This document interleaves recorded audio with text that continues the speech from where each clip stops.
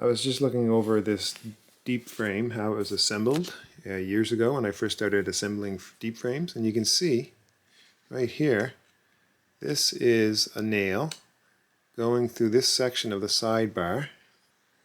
So the thin nail goes through the sidebar and it goes straight through this section of the top bar, and it's holding on like that. And I have the same thing on the other side. So there's a nail going through that portion of the sidebar right through the top bar on both sides. So that's pretty good. That'll hold it in. And you can see here I've got the nail right here underneath the top bar going through the sidebar, and that nail goes into the top bar right here where there's the groove where the foundation goes in, but this nail goes into the actual top bar on the side of that groove, and it goes straight through. So the nail is in there like this, right?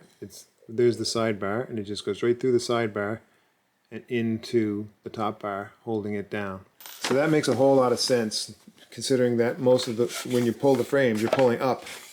So you can drive the nail right into the top bar like that, just straight down the middle into the sidebar and glue it. And I guess that would be fine, but to me it seems that if you can get a nail through the sidebar going into the top bar, and then another one this way, and one on that side, you've got a really well built frame.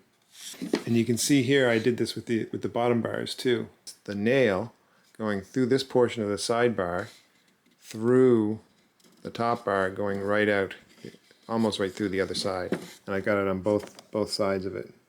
And that frame is never going to fall apart, with or without glue.